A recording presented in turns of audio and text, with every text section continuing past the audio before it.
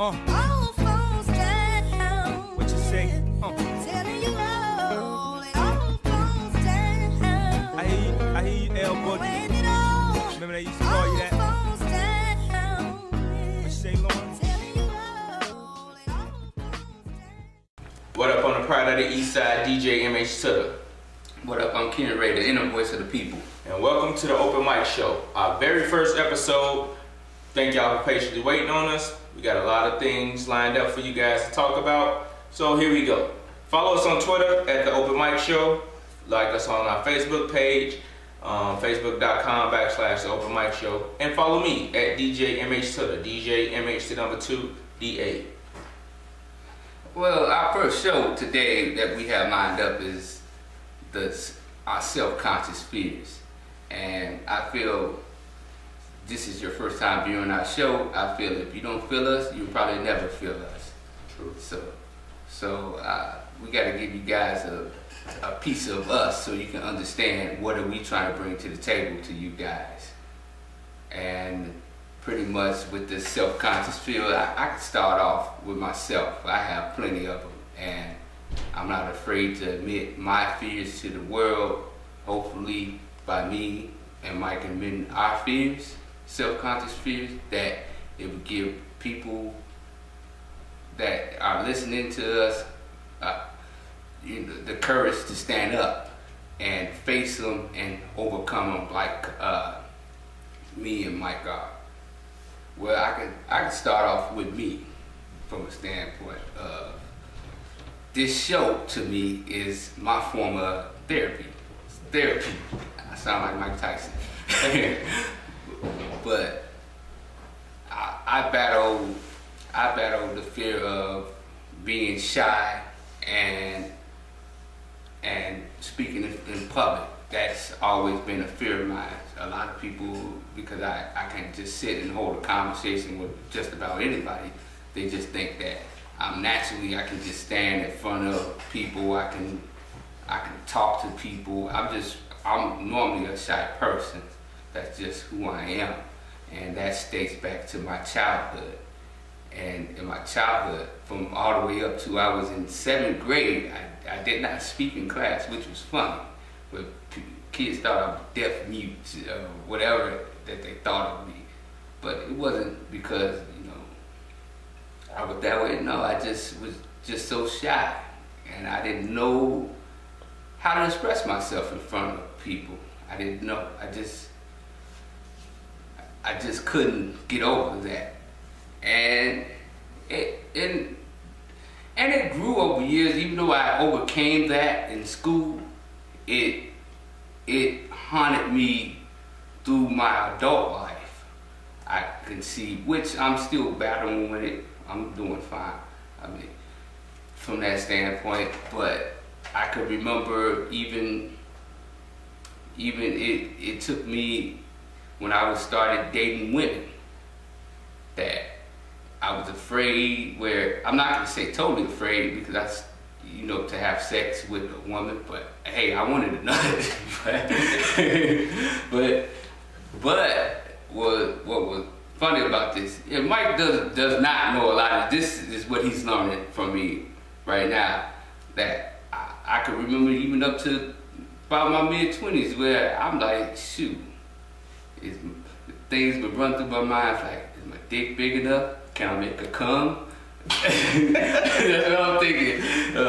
Shoot,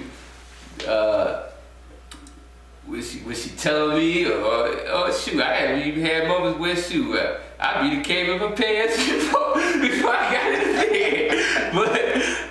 But hey, I'm not afraid to admit it. And people, I'm not afraid, and I'm not ashamed of it. I'm not afraid to put those things out there. I overcame those things. Hey, my wife,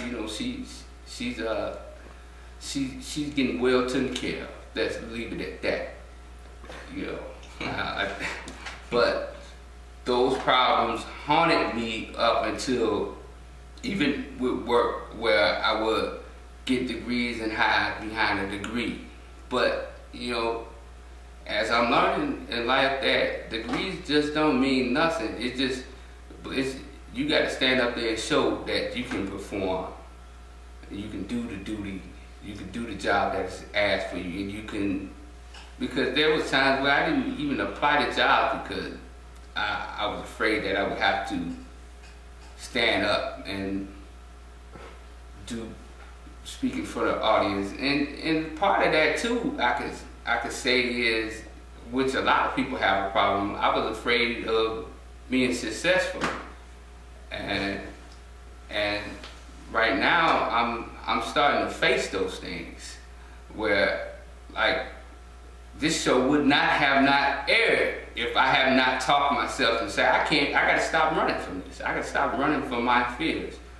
The combination of being shy and being afraid to be successful in your self-conscious view, because we never admit that out loud, but self-consciously you tell yourself these things. And today I'm making a stand on it, and I just hope others will make a stand with me on this topic. It's just crazy. Like, I can go back to the year 2010, early 2010. I was going through nervous breakdown, and I was constantly in the hospital. The doctors didn't know. I didn't know what was wrong, but a lot of it was equated to having nervous breakdowns. And my wife stood back. She stood by me during those moments, which is why I love her and truly, really appreciate that woman. That is a beautiful woman in my life, and she always has stood by me. You know, and it's just, and she helped me overcome a lot of what was wrong with me, which is, you know, those self-conscious things that would bother me, end up helping me with my weight problem and stuff like that. And it just came to a point where I had to say to myself that, hey, one thing, doctors, when I'm going back and forth to the doctors and stuff about my problems of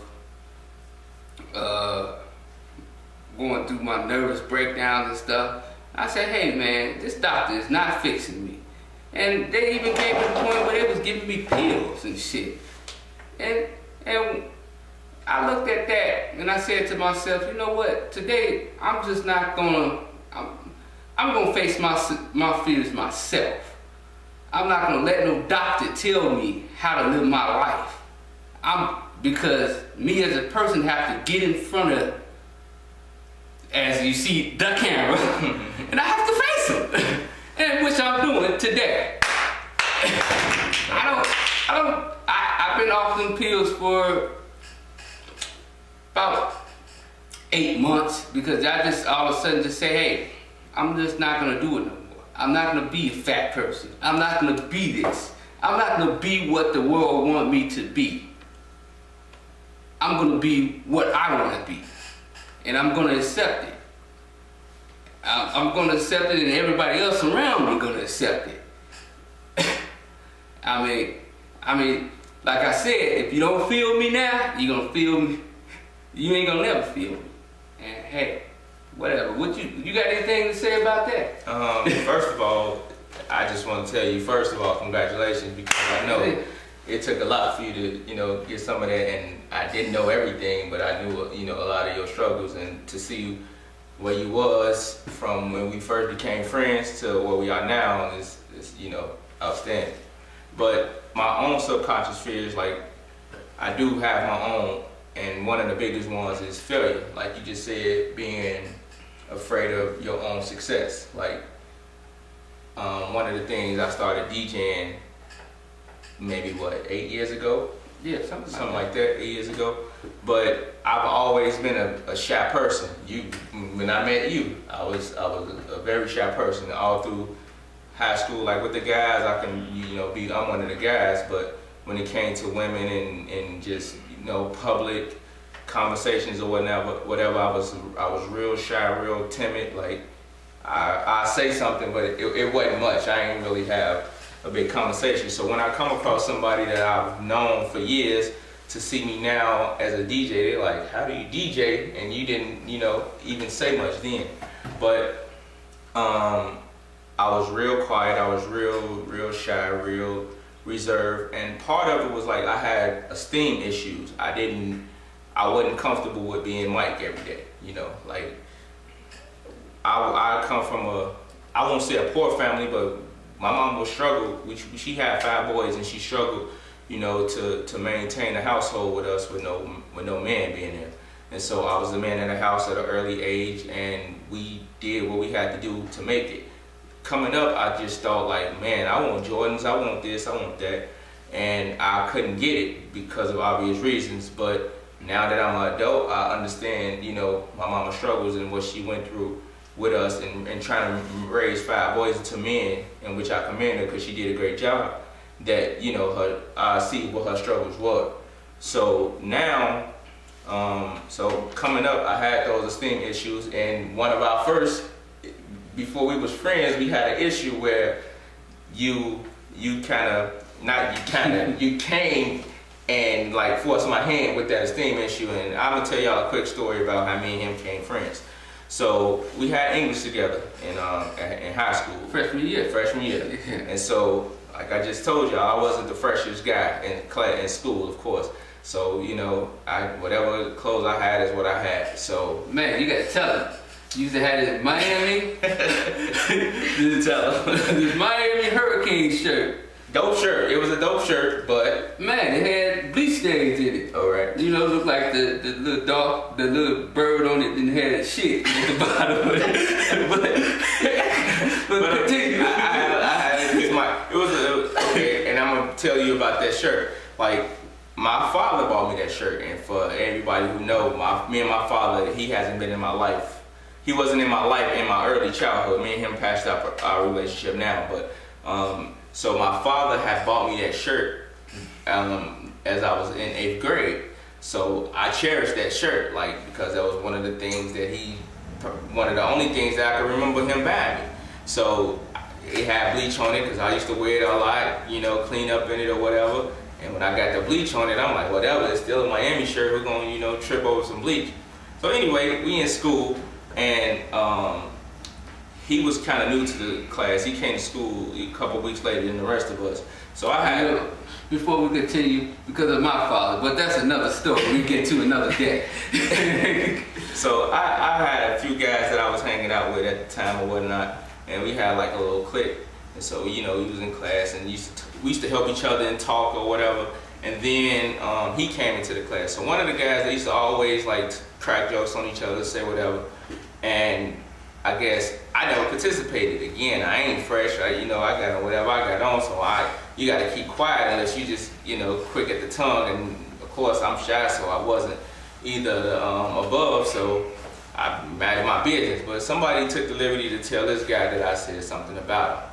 And loud in front of everybody in the classroom, this guy says, I know this dirty ass caveman ain't talking about me. What? I know this dirty ass caveman ain't talking about me. And without a thought, I jumped up and ran over there to him like ready to fight, because you don't know me, you don't know my struggles that I'm going through daily. And for you to talk about my clothes, that's like, you know, we got to fight for that. And so I ran over there to him like, man, I ain't say nothing about you, you know, don't be talking about me and blah, blah, blah, blah. And he like, oh, my bad, I ain't, you know, it wasn't like that. Somebody told me you said something, blah, blah, blah. But I held a grudge with him. Like, I didn't really mess with him no more. You know, he used to crack jokes with the other guys. I didn't say nothing to him until sophomore year. He came and, you know, we ended up having another class together, and he came like trying to shake my hand, and I looked at him like, nah, I ain't messing with you. And then he like, nah, man, that was last year, you know, whatever. We shook hands and we've been boys ever since. But anyway, that was just to give y'all an idea of the esteem issues I had. Like, I wasn't a ladies' man. I didn't have a lot of girls throughout high school or nothing like that. And so, like, I just struggled. And then, you know, we used to move quite often as a child. Like, we'd be here for a couple years, then we'd move, and then we'd move until we finally got to the east side where we made a home over east. But I dealt with a lot of esteem issues with women, with everything, until I want to say 18, 19 until I found myself. Actually, that's what it was. Like having conversations with him and my other friends, like if we helped each other become who we are today. But I've dealt with not only esteem issues, but like I said, failure. So one of the things with failure that I face is DJing. Anybody who know me know I love this. Like this, I've been wanting to do it forever, but up until 2005 is when I took it serious. And so when I'm behind these turntables, it's like I'm at peace. But I have a confession to make. I'm nervous as hell. I don't care how many times I've done it. I don't care how many people I've performed in front of.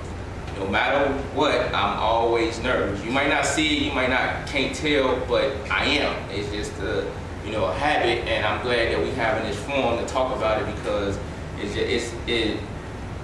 it actually even scared me from doing a few events that might have even changed my life right now. Like I didn't pursue them or kind of like shied away because I didn't know how I would perform. I don't know too many times that I've gotten bad review from what I do. I get a lot of good feedback and a lot of opportunities from it, obviously, that is actually paying off great. But I do have my fears about DJing when I'm doing it. So I don't know. It's just been a struggle, not just DJing. I have self-esteem issues. I have just family. Like I struggle with wanting to be who my family needs me to be. Like I was forced to be the leader of my family. And a lot of us go through that struggle. Yeah. Because especially when you so-called perceived as the successful black young man, Yeah. which is our view of success may be different from the people around us. You automatically thrown into the spotlight, like you can do no wrong, but we all have wrong, and I'm dealing with them, and I'm going to continue dealing with them, and I'm going to fight the good fight, as they say. No doubt. Like I said, my mama, told me I was a man in the house at an early age, and so like I actually was thinking about joining the gang. A lot of y'all probably don't even know this, but you probably never even knew that. I didn't know that. I was thinking about joining the gang, like not for my protection or not because, I needed, I don't even know the reason behind me wanting to even join a gang, but it was just in front of me and I was contemplating joining a gang. And then it was like my mama kind of, I don't know if she felt it because I wasn't misbehaving or nothing, but she just set me down one day out of the blue and had a conversation with me and said, you the man of the house. I'm like, huh? I am a man? She's like, yeah, you a man, and these are your responsibilities, these are what I need you to do. And you got 4 little brothers and they look up to you and they need you. Whatever you're gonna be, they gonna be. And like those words hit home. And then she was like, it's bigger than just you and your brothers though. Like I got a big family, so she was like, it's your cousins, it's and whoever. And when I sat back as a kid and thought about what she said, like everybody wanted to talk like me, dress like me, whatever, and just be like me, that I'm like, wow, she right, and so it stuck with me. So I try to be a positive example for my family, but I ain't gonna lie to y'all, it is very, very, very, very tough because like he said, like you the one that when something goes wrong, they look to for strength. Regardless of what it is, whether it's death, whether it's money, whether it's just guidance on a everyday note. Even my uncle told me before that he looked up to me and he, proud of what I do for our family. And so like that struggle alone though, it's a lot. So we'll be here all day if I keep up. It's just one of those things where like I just integrated that. I mean, I feel that sometimes with my family because I've done certain things, and to me, to them, it seems like a big thing. And of course, you like hearing well wishes and people saying that you do great things. But my into self is beating myself up because I didn't do it this way. Like my master's degree program, I struggled to keep a 3.0. But you know, now that I'm learning that, hey, I accomplished something that many people didn't do, but I still beat myself up over those things. And I can remember going to master's, being in my master's class, and I can remember doing my final projects and straight freezing up. And the group that I was in that did the project with me, they rallied behind me. But, you know, it's just something that I have to overcome, just being in front, being just shy, just letting it take over my life, which I'm currently now, I'm in Toastmasters, which is, look it up, it's a group that help people learn how to public speak. Currently I'm in the regionals for what is called a tables topic competition, where it's basically like a freestyle, where you just get up there, they throw a topic out there, and that you do not know nothing about, and you just freestyle and just talk about it.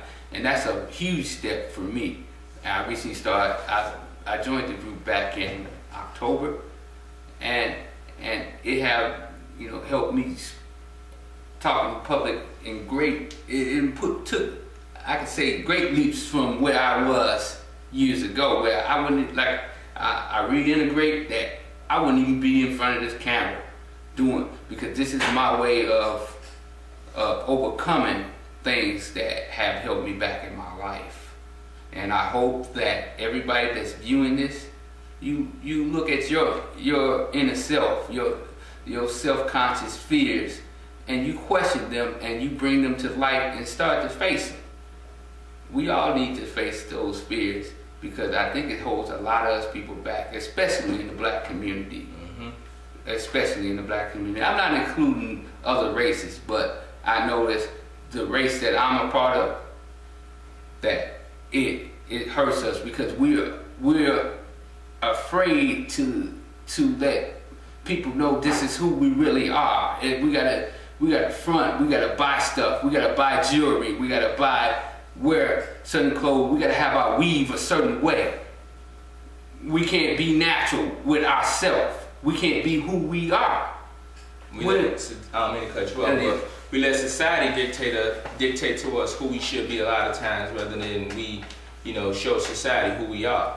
And that is a big, it's actually a big issue. It really hinders us as a people, and not even just black people, but people in general. Be who you are, you know, whatever you seek to do, whatever you want to do, you can do. I'm a living testament to that. Everything that I've ever wanted to do, I've been able to do and have quite some success doing it, regardless if it was DJing or cutting hair or this talk show or whatever. Like, everything we've always wanted to put together or accomplish, I've been able to. So, I mean, for the most part, we're giving you us. We're trying to be real. Most of our shows are gonna be like this, and we would like to get your feedback. We will put a question out there about your inner fears, and together we will conquer. So, you have anything else to add? same thing like you just said. On Facebook, check us out. Twitter, check us out right now at The Open Mic Show on Twitter. Facebook will be facebook.com/The Open Mic Show. We'll be posting this video, so I hope you guys enjoyed it. Look for the next Open Mic Show topic, which will be life after death. That's gonna be something I hope a lot of y'all are ready for. It's another deep conversation between me and the homie Ken Ray. I'm the pride of the East Side DJ, MH Tutter. And I'm Kenneth Ray, the pride the inner voice of the people. But the mic is closed today. Salute. When it all falls down, What you say? telling you all, it all falls down. I hear you, L Boogie. When it all Remember they used to call you that? falls down, What you say, Lawrence? telling you all, it all falls down. I'ma tell her, man, I promise. She She's so self-conscious. She has no idea what she doing in college. That major that she majored in don't make no money, but she won't drop out her pants, so look at her funny. Nah, tell me that ain't insecure. The